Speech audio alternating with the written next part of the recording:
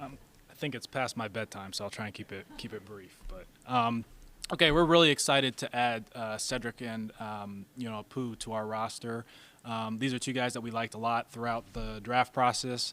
I know Glenn and Kat talked a little bit about Cedric earlier this evening. Big size receiver, ton of strength, really consistent hands. Very productive when he was on the field for Tennessee, and we're excited to add him to the mix. Workman-like attitude, real quiet. I think he'll fit in really nicely with our group. And then Siaki, he's another player that we really identified early in the scouting process. I think the first thing that stands out is his size, but he actually moves pretty well, especially for like a bigger defensive tackle. We saw him as more scheme versatile, even though he played in an odd front at Baylor. And we really enjoyed our time that we spent with him this spring when he visited us, earlier this month. So two players that we're excited to add, and we're ready to get going with them. So with that, we'll open up for questions. Tempting was it to take a defensive end at 74? There were a number of players that we liked at 74, across a number of different positions. I'll be honest, Tony, we felt like the board fell favorably. There were a number of prospects that were in play for that pick that we would have been very excited to have. We just felt like Cedric was the right pick for us. Very clean profile, adds an element to that receiver room, that we don't currently have with just his excellent size. And so we were really, really excited when he was there at 74. I'm sorry? Baylor listed him at 358 in the combine 335. So what is it, and where do you want him to be? Yeah, so, and this is probably, I'll call it a Schwartzism. He wants guys to be as big as they possibly can without sacrificing their movement ability. So for some guys at defensive tackle, that may be 305. At others, it may be 355. Siaki, he's really, he's been everywhere from, 335 to 355, depending on what the scheme required. For us, we'll work with him when he gets on site for what we're going to ask him to do, but he's played effectively throughout that weight range. A bunch in the last three drafts, and then there's a bunch of trades tonight. So were you close to making one, or you just feel comfortable sitting it? Yeah, well, actually we were. We had a couple opportunities around both picks. I mentioned earlier we were pretty pleased with the pool of players available at 74, so we felt comfortable sitting. We were really excited when Apu was there at 98. But that being said, there was an offer that we strongly considered a few picks beforehand. Just the team that we were dealing with, their player came off the board, so that that made it a pretty easy decision for us to just sit and pick. As Andrew said, Cedric checks all the boxes. When you added the speed with Moore and Goodwin, that kind of eliminated that need. Was size a priority then in terms of adding to that room? I don't know that going into tonight or going into the draft that size specifically was a priority. I think for us, we're always looking for traits. I think Cedric does possess those dominant traits: size, ability to go get the football. So like Andrew mentioned, we did a lot of work on these guys, a lot of really good football players. So we're excited as coaches. You sit there and you know that you're adding good players to the roster, and I think Cedric fits the bill. There's obviously a transition from college to pros no matter what, but the offense they run at Tennessee, how unique is that, and how much of a transition will that be for Cedric to move into what you guys? Yeah, I know what you're saying, but I don't think it'll be a transition. I think you see his skill set, you see him come off the ball. Yes, he's winning outside quite a bit, working outside, but he's very intelligent. It won't be an issue moving him around at all. Does taking a defensive tackle with your second pick have any effect on what you're going to do with Perrion and Winfrey? No. Can you give us an update on that situation there? No, I mentioned it earlier. I'm not going to comment any further on pending legal matter. Is it conceivable to see Siaki and Tomlinson on the field together? Absolutely. 2 downs or? Yes.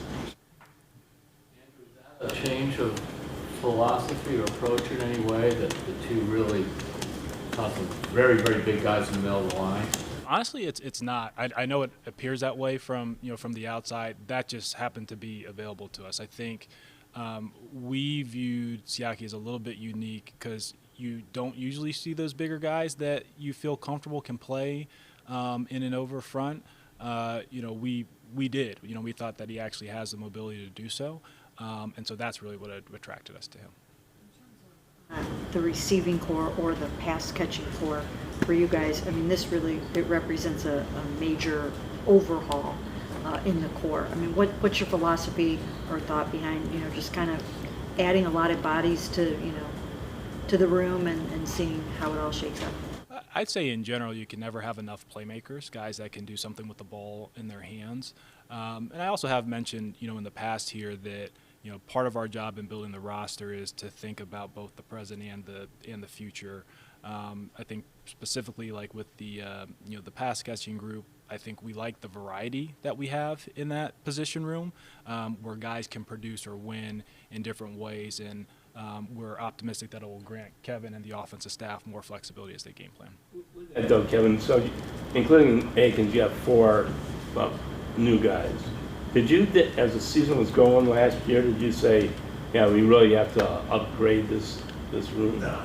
I think every season you go in knowing that you lose players to free agency, to whatever it may be. You trade players, you add players. So that's just the normal life of the NFL season where you're adding more to it. But for us, we're looking to add good players wherever they come. And in this case, talking about some pass catchers, we're able to add guys that we feel really strongly about. But still a bunch of picks left. Still, I promise you, Andrew and crew are working nonstop throughout the calendar year to add good players.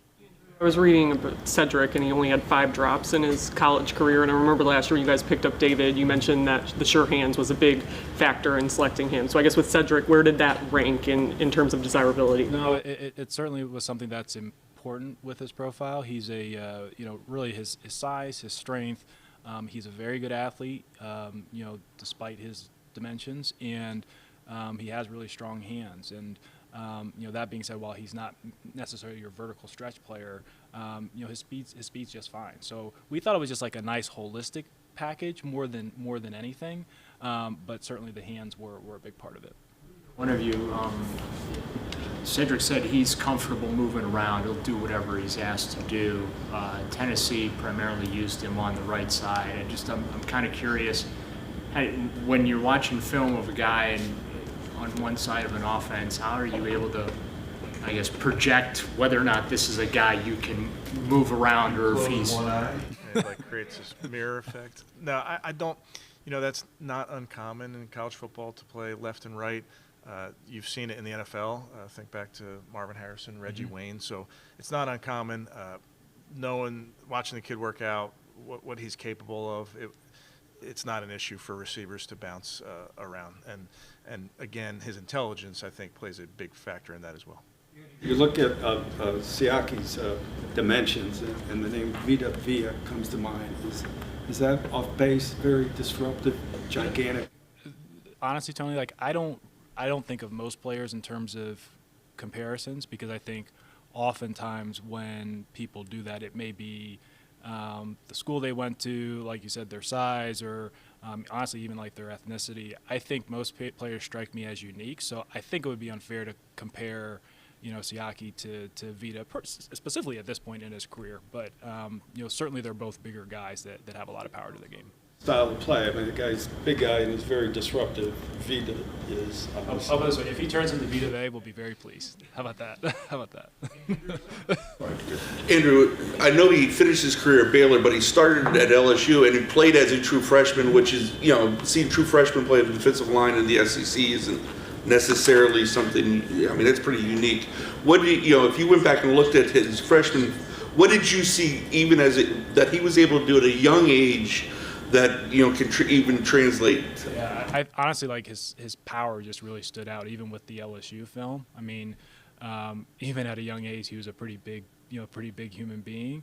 And even though he didn't necessarily know what he was doing, he was just kind of part of the rotation, you could see a really big disruptive presence in the middle of the line of scrimmage. And when he was really allowed to attack in the manner that we're going to ask our defensive line to do so, we thought the skills were certainly transferable. Worried when you saw the Giants trading up to the pick before, and did that affect anything? No, it didn't. When you saw that, did you think maybe they were going up to get Cedric? At that point in the draft, I rarely guess. Like I mentioned, we had a pool of players that we really liked there, and we were happy to get Cedric. Has them do the preliminary scouting on Cedric? no, but Jimmy certainly knew a lot about Cedric given his time at Tennessee. Yeah.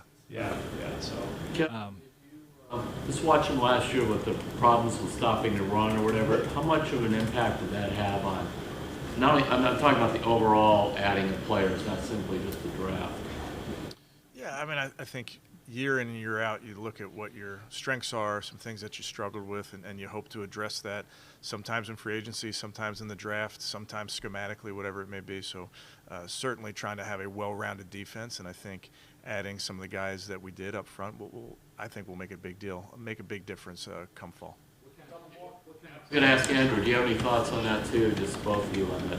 Yeah, I think maybe the best way to do that, I don't think either Dalvin or Siaki was with a specific goal of just stopping the run. I think Jim will tell you, like, our emphasis is really on, getting after the quarterback and really stopping the run with numbers in the box, as opposed to just, bigger bodies or size.